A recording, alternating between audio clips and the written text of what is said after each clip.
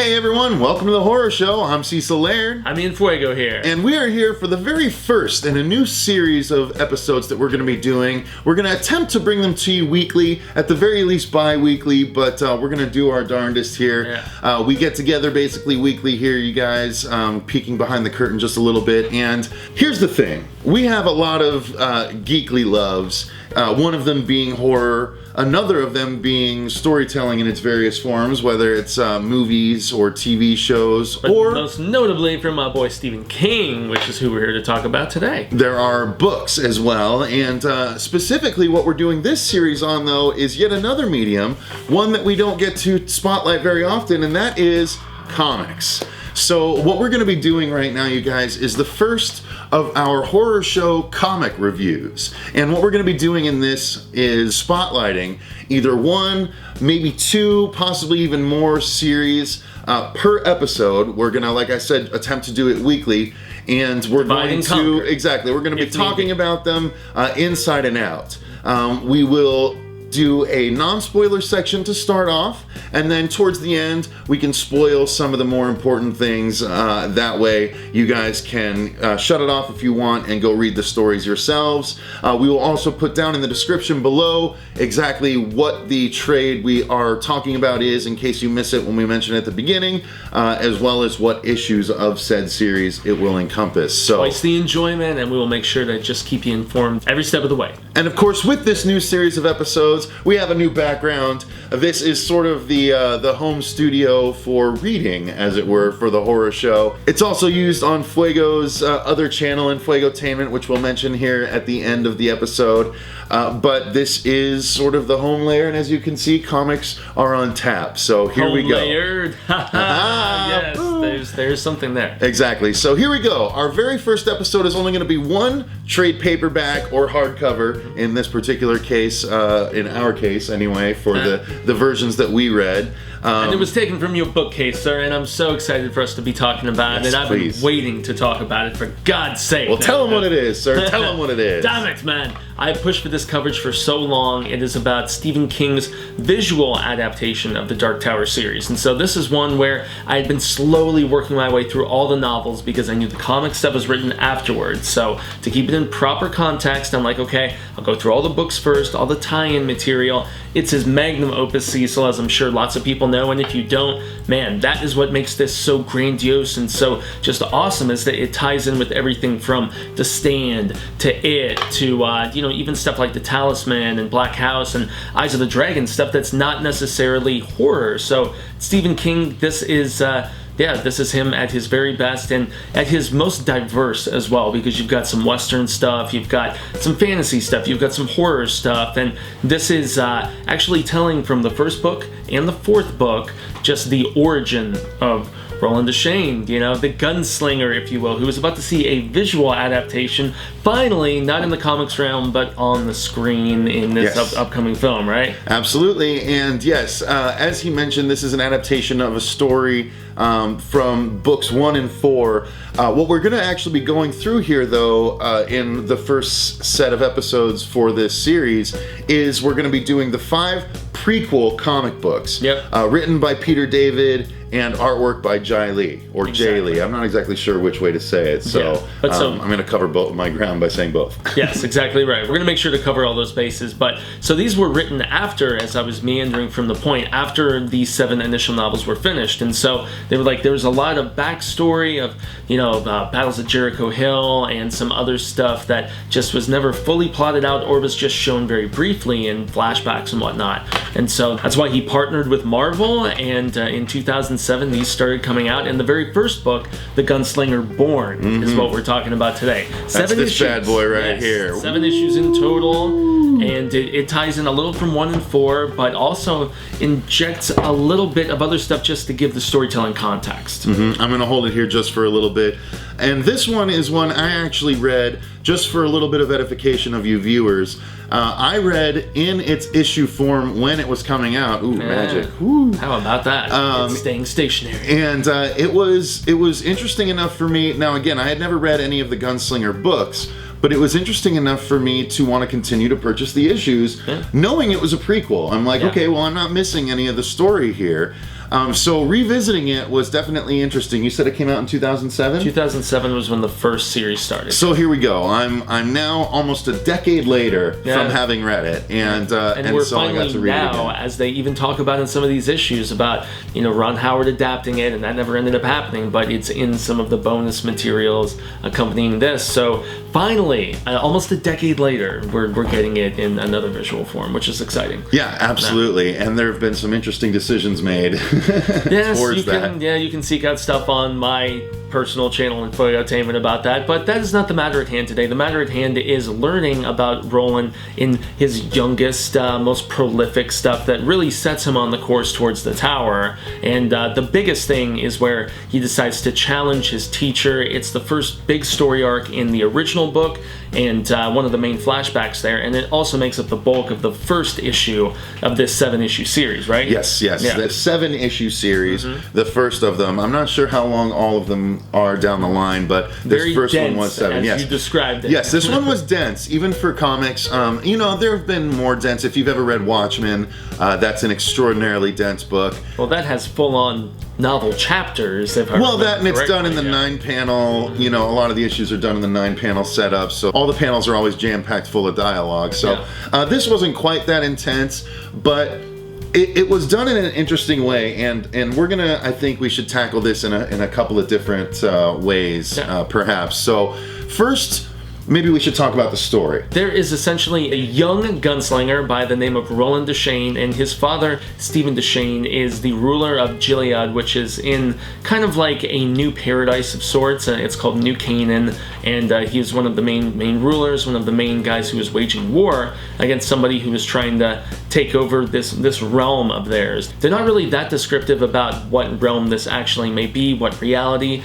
future, alternate dimension, whatever. As King is very fond of, he has all of his, infinite, alternate kind of just states of living, and some of them overlap and some of them intersect and stuff like that. So he doesn't really confirm anything beyond the fact that there is hints to old machines like tanks and machine guns being old weapons, and so everything being, Ka being a wheel, Ka is what Stephen King describes as destiny, and just your path and your fate, so to speak. Everything seems to go circular in his storytelling, and so who knows, maybe this is long after a nuclear holocaust, a contagion like in The Stand, because all of these different Stephen King realities, they all, as I mentioned, they all kind of tie in with one another, at least a little bit. And so that is the realm where Roland lives. His father is a ruler, and he is training to be kind of a soldier, which is a little bit of a cross between like Clint Eastwood and the spaghetti western stuff, with maybe a futuristic, almost full moon. There's a movie called Oblivion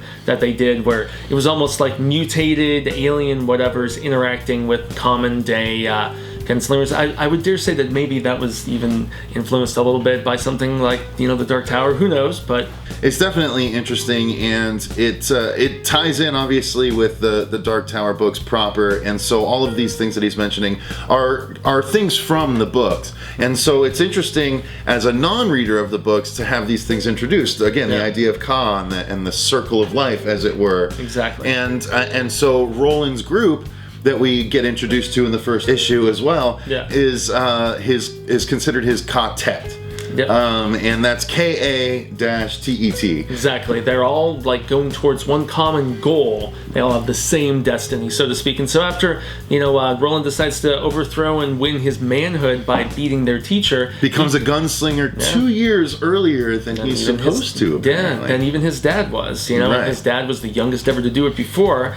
And so, get those guns and get to Roland, and there is so much interplay going on beyond the scenes. His dad is off at war, and there is bad stuff amiss back at home, which is what makes him want to overthrow his instructor and take his guns and just go and forge his own path. Exactly. He finds out some shady things about a family member and a very dark man by the name of Martin, or Martin. I'm not sure how we say it. Or Walter, or Randall Flagg, or he's been in various different This is books. He is the Man in Black. He's the Jumper. He's been in all these different dimensions of King's realities, but he's like one of the biggest bad guys except maybe the Crimson King, who is the only one who this dude serves. Who Martin, reports to. And we are introduced to the Crimson King as well, who is basically a gigantic spider god, essentially. But he morphs. He does. He has a morphs. human form too. Because he has the power of another thing that we're introduced to. There's a lot that was introduced in this first issue of the series, and they really overwhelm me with information, which is why I can understand Cecil saying it's dense, man. I mean, somebody like me who's read the books and everything, I was a step ahead as far as the lore goes and comprehending it all. For a new reader, somebody who's not familiar at all, and that's not even to put anything down. There's a lot of mythology to try to get your head around. Yeah, and it's a little bit daunting, you know? It really was. I mean, so basically the Crimson King is, I don't know if he's derived all of his power from it, but his power is definitely strengthened by these spheres. And apparently there's like 13 spheres that were created across the land. He has 6 of the 13, which makes him exceedingly powerful. And he's actually in the process of trying to, is it procure or send away another one? Didn't he have? He is trying to obtain another one. He is, they constantly describe it as the grapefruit. The grapefruit, the pink sphere. And it's glowing and stuff. But these things are essentially just ways of him to peer at other people. Crystal ball. Yeah, they're just different sources of power. And so he's trying to collect all of these because the Crimson King's intent is he occupies the Dark Tower, but he wants to inevitably destroy it because this is what holds all those different alternate dimensions, all those different just fabrics of existence and being. You know, that's what each beam kind of represents. They all connect to the tower. Many of them have been broken by the king. As you get into later installments of the books, you find about how he's breaking these beams to, you know, inevitably induce the destruction of all reality, all existence. He wants purest chaos. They only give a line or two hinting at it. Yeah, they don't go into that at all. So I mean, it's cool to finally see a visualization of the Crimson King, but they only just graze the top of what he's really trying to do and the full extent of his villainy. But the visualization they give you is indeed very freaky. Very freaky. And is that now as a reader, what did you think of the visual representation? Like having had a picture in your head, perhaps, of him? Much more horror than even the novels describe. The first time we see him, he's decapitated a corpse, which is already only the top half of a corpse. Oh yeah. And he's eating it. There's no descriptions of that in any of the books until maybe the 6th or 7th. You don't even really hear much about the Crimson King until the later volumes, where you find out a little bit about him in a book called Insomnia, which is where you find more about, you know, kind of minions like the Low Men, who are different underlings of the Crimson King, who go to these different alternate realities and try to grab people of psychic power. You know, someone of psychic power shows their face in this very first Dark Tower installment. Once they get to the town, the first portion is where we see the overthrow. That's from book 1, The Gunslinger. But Wizard and Glass, which is the 4th Dark Tower book, is where pretty much the rest of this, up until the end of this volume, and obviously other volumes after that. The Long Road Home is the 2nd one. We still haven't even covered everything in that 4th Dark Tower novel proper, you know, even in this story. So there's still a lot to tell even from the original pages, let alone what they will kind of riff on and interpret, which they started to once Roland and his quartet actually get to their destination, right? Yeah, absolutely. Yeah. Basically, then the quartet arrives at their destination, which is the town or city of Hambry. Yeah. And they basically get there and they meet this group of guys called the Coffin Hunters, led by Jonas. Yep, and they're under guise because they're lying about who they actually are. Exactly. They have these false identities because they can't go around exclaiming that they're gunslingers, even though technically one of them is a gunslinger and the other two haven't quite earned their guns yet. Yeah, but all of their fathers are gunslingers and they're all royalty. Yes. And they don't want people to know. But they're all 14. Yeah, and they don't want people to know they're spying, though. Right. You know? So they have these assumed identities, and they meet the Coffin Hunters, and they also meet a young girl by the name of Susan Delgado, who happens to be betrothed to the mayor by the name of Thorin. Yep, who has a wife. Exactly. So it's this really messed up situation, and then there's also Susan is involved with an old woman by the name of Rhea, who happens to be sort of an old witch. Yeah, she was the one who basically confirmed that Susan was pure and virgin and ready to be given to confirmed in the grossest way. Yeah, it's way worse in the novel, man. I'm telling you,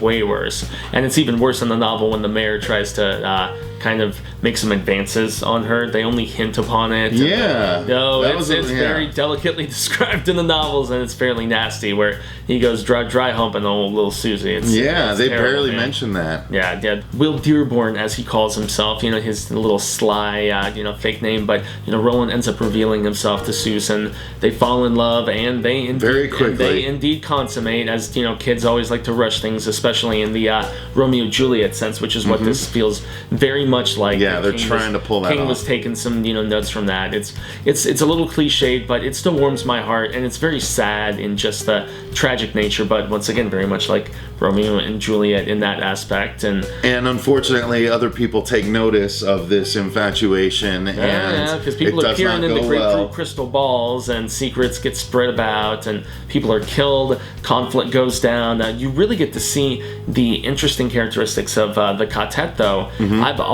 As interesting as Elaine is, I was always really just fond of the fact that Bert, Cuthbert, his buddy, who's kind of the hothead, who's the one who wears starts a bird skull around his neck. Oh, he thinks he's hard, and he's the lookout. He's hard, but he's not as hard as he thinks he is. But he still really means well. And one of his pivotal scenes in the story is where he defends the handicapped kid who works at the bar, Shimi, who you see later on in the Dark Tower series, all grown up. Which is pretty cool. And he comes back in this too. Yeah, well, it makes sense. I've actually never read the comic books, which is the one big thing. Whereas Cecil has read the comic books and not read the novels proper, I'm on the opposite camp, because I've been doing everything Stephen King in published order. So I'm just barely getting to this stuff, which is really exciting for me, because it's cool to see how they're injecting certain things, what they're taking away, how they're streamlining it, and it's cool either way. But I like Bert. I like the way he defends Shimi, and he's one of the most intriguing characters, because he's not as sullen and stoic as Roland is. Right. He's got a lot more to say. He's a wisecracker.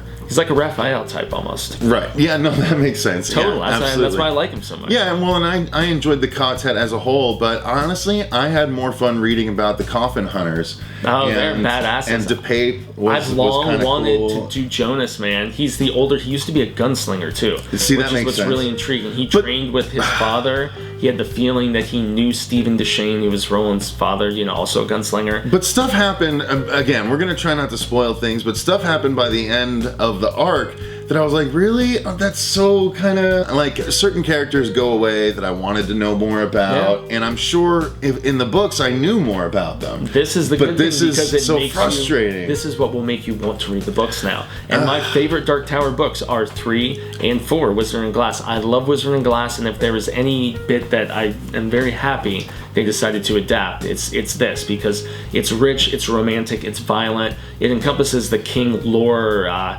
maybe better than any visual adaptation I've seen before. Well, the artwork is phenomenal, and I think we can get into that, because basically, people try and stop Roland and Susan's love, and the quartet strikes back.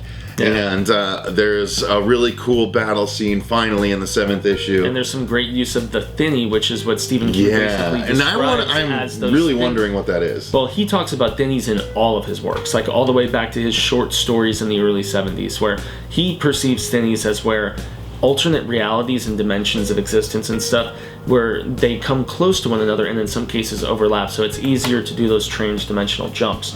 And yet you don't know if you're jumping into a reality very similar to ours, almost identical, or something hellish and frightening, which is basically what all these soldiers jump into. You see the almost like insect-like mandibles protruding as they're jumping into these, and all the voices yelling at you, and it go just insane. Describes, you just hear all this stuff, and then it like goes to nothing, because you just go like insane right away. And it was pretty freaky. Like, that's the thing, there's a lot of horror elements in this story. It is mostly a fantasy western, but with the Crimson King, and there is no mention at all of the Crimson King in the Dark Tower 1 or 4, just FYI. And that's it. Well, but see, it's making a difference for me, because that was part of what was interesting. It gives context of the world that Stephen King was still kind of conjuring in his head at the time of 1 and 4. And that's one bad thing that I can say about this, Amalo, if this was an In Fuego Tamen, is that there is so much that you're going to have to skim over, but then there's other weird liberties that they took with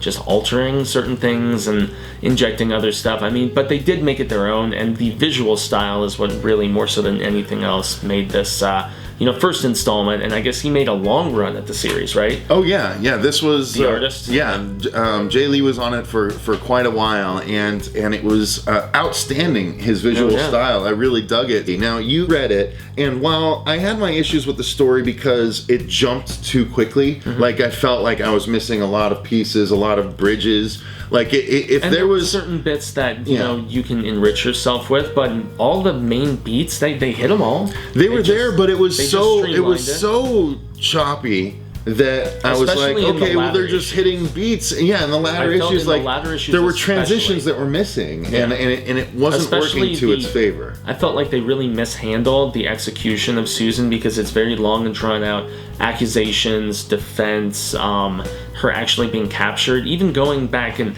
grabbing Rhea and taking her back with them. Rhea actually turns the town into a mob in trying to get her burned and stuff. Wow. And yeah, there's so much more that happens in the books. Please read Wizard and Glass. But the artwork was great as far as keeping the mood. Yeah. And bringing these the color palette was amazing. The color palette would shift sometimes.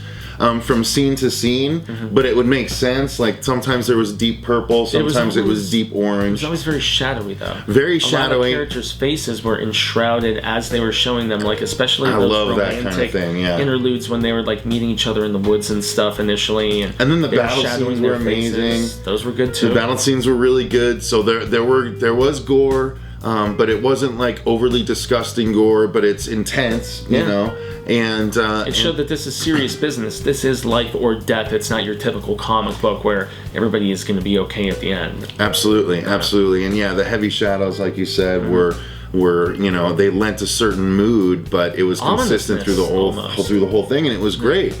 Everything was sort of darkly beautiful as a result, Very much so. So outside of the fact that it was just a little bit choppy for me, and that I felt like I was missing out on parts of the story, unfortunately. Overall, it was still really enjoyable, which is why I continued to read to the next series. It ends on a bit of a cliffhanger. Very much so, but they're about to head home and meet up with Roland's mom, who was somebody doing some unsavory stuff. We're not going to mention with who, but yeah, things come full circle with her.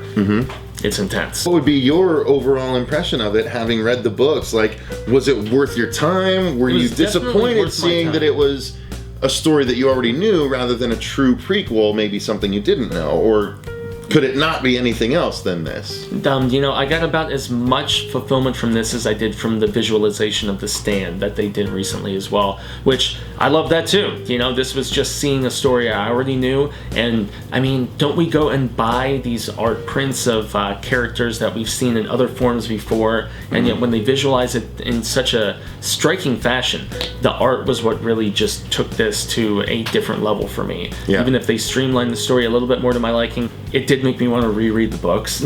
So yeah, guys, as you heard us mentioning, there was so much to cover in this, and the fact that there's 4 more volumes, plus they actually started adapting the books themselves over time, and I think they're a drawing of the 3, which is the second book in the novels proper right now. So I'm actually going to be filling out the rest of that coverage since we have so much that we want to bring you. Exactly. So in future installments of this comic coverage, again, it's all going to be horror comics. I'm going to select a lot of it because I have an extensive horror comic library. Fuego already has a number of volumes that we're going to be able to dig into. But we've got some aliens. I mean, all kinds of good stuff. So going forward, what it's going to be is I'm going to select a volume, and Fuego is going to do a volume. He'll be doing the Dark Tower until it's done, and I'll be doing a volume of something else. We'll try and keep it a little bit more concise than this one, but there's a lot to talk about being the first episode of the Dark Tower series. So keep your eye out for that going forward. Yeah, it's been fantastic fun. So I can extend a grande gracias. Wish all of you long days and pleasant nights, and thanks so very much for joining us. And just real quick, Fuego, before we sign off, let them know what I was talking about earlier. What's this other channel we were mentioning? Why, gracias, Senior Cecil. I do lots of coverage of the non-horrific variety, whether it's fantasy, whether it's sci-fi, whether it's comedy, animated stuff. We dig that too. Cecil helps me with tons of it. He moonlights as my partner in crime on that sector of things, and so that's always fun. And you can find that if you just hashtag Fuegotainment. You can find stuff on Twitter and probably Facebook as well, and just as I mentioned, add Jaime and Fuego on YouTube. So lots of fun there too. You know where to find us, right? Absolutely. You guys can check us out at Horror Show 666 on Twitter, at youtube.com/The Horror Show channel. And until next time, you guys, remember, Stay scared.